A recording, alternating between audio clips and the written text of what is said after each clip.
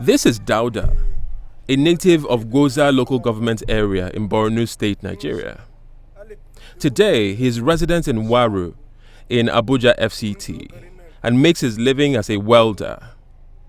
However, just like his father before him, and like most of the people from his hometown, Dauda is really a farmer. His current vocation is anchored entirely on desperate need.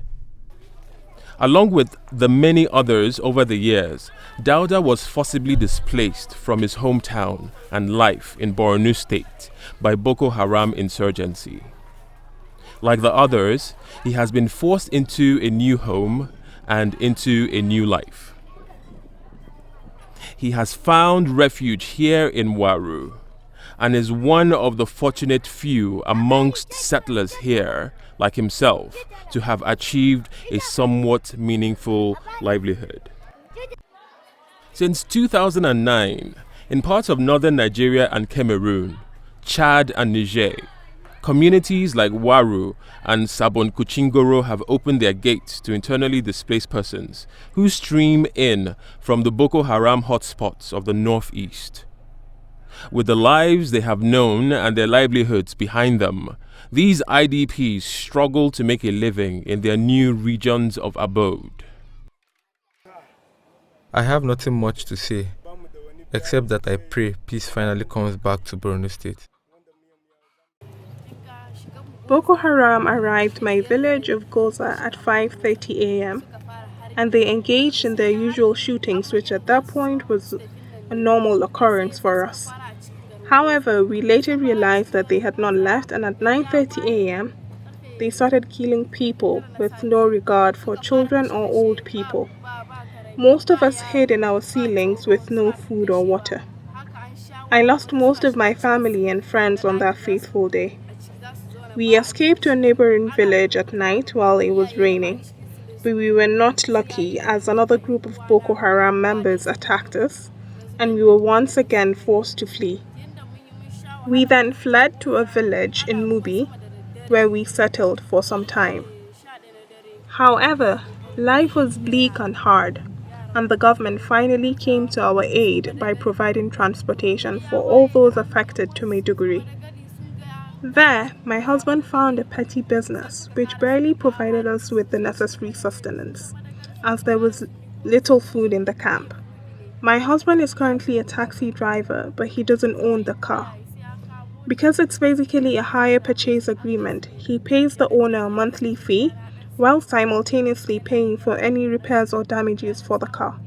Consequently, we end up with barely enough to feed and care for our children. Life in the camp is very difficult as there is little or no food. The only available food item is dried and ground maize, which we soak and eat as a form of porridge. As our situation is horrible to the extent that people fight for rotten food just to survive. Boko Haram has taken everything from us: our loved ones, properties, livelihood, and freedom. They've ruined the lives of so many people, especially young boys, by enlisting them as Boko Haram terrorists.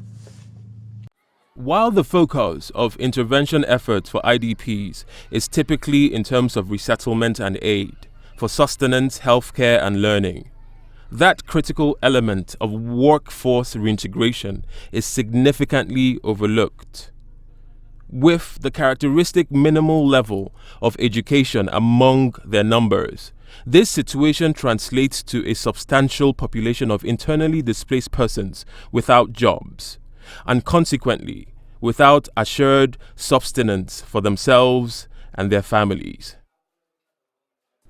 My name is Daniel and I am from Goza local government area of Borno State.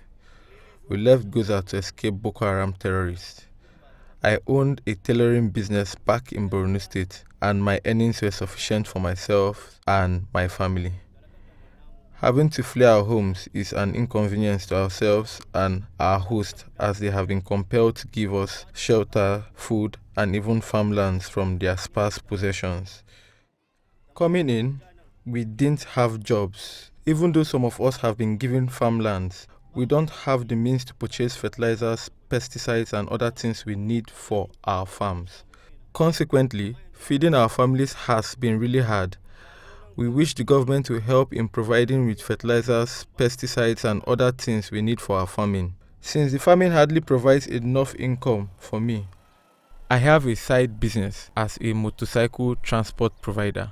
Even some women and girls that came here with us have been forced into prostitution just so they can eat. My name is Fatima, and I trained as a tailor at the Nelson Mandela Skills Acquisition Center in my camp. I'm so happy I was fortunate enough to learn this profession, but I do not have enough clients.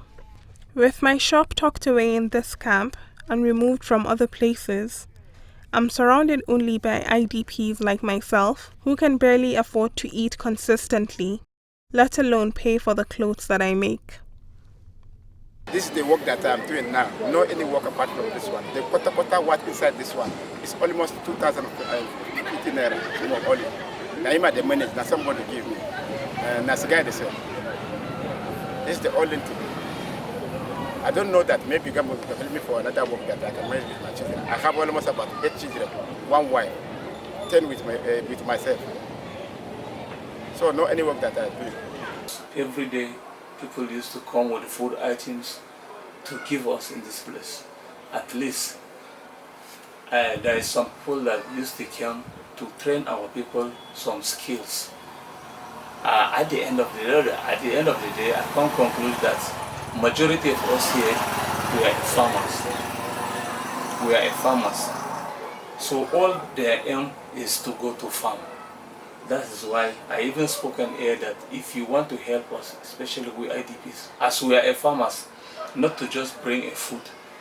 At least if you can help us with the farm chemicals, like fertilizer, it will help us so that we will go to farm. We used to go to farm in Nasarawa from here. We used to go to farm in Nasarawa. We even, God help us, we even opened a beans market in Nasarawa, Autaba Lefi, close to Benham University. If you go there, if you see IDP beans market there, you will be surprised. Because especially the market is Monday and Tuesday. If you go there, you will see like 10 to 15 trailers taking the beans from here to Ibadan, Lagos. So this is why we are saying that if you want to help us, IDP, we want you to help us to give us whether a skill or to help us with the farm chemicals and fertilizer so that we use to continue our farming, to continue our lives here. With current reduced levels of displacement, donor focus and consequently aid to IDPs is thinning. To guarantee their livelihood going forward, intervention efforts for them will have to be sustainable in terms of enabling them fish for themselves rather than only giving them finite amounts of fish, figuratively speaking. Given their preference for farming, ideally these efforts should be concentrated in that area. It is important to realize that for these individuals, life goes on beyond the immediate needs of their resettlement.